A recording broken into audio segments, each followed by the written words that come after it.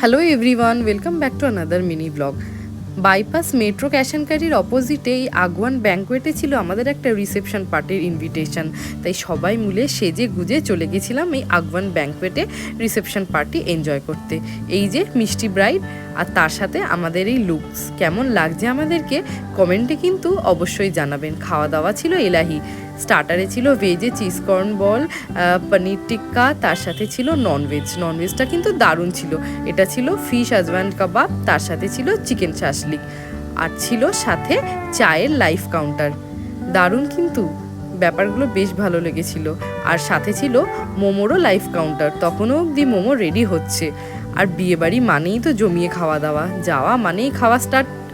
আমরাও শুরু করে দিয়েছিলাম স্টার্টার খাওয়া দাওয়ার, আর তার সাথে ছিল এই মকটেল কাউন্টার।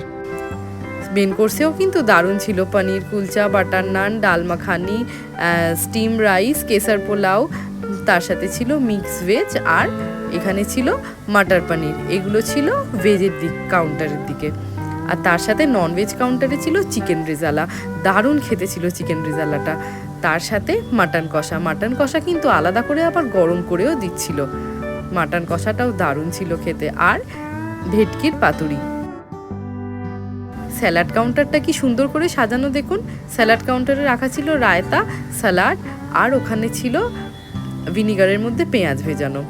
আর এদিকে শেষ পাতে চাটনি আর পাঁপড় না থাকলে বিয়েবাড়ি জমেই না। ডেজার্টেও কিন্তু দারুণ অপশান ছিল, মিষ্টি দই, এদিকে গাজরের হালুয়া, এদিকে সন্দেশ, আর তার সাথে ছিল কুলফি আর ফালুদা, আর শেষে মুখ শুদ্ধির জন্য পান। খাওয়া দাওয়া আনন্দ মজাতে রিসেপশন পার্টিটাও কিন্তু আমাদের বেশ কেটেছিল। আর আমাদেরকে কেমন লাগছে কমেন্টে কিন্তু অবশ্যই জানাবেন।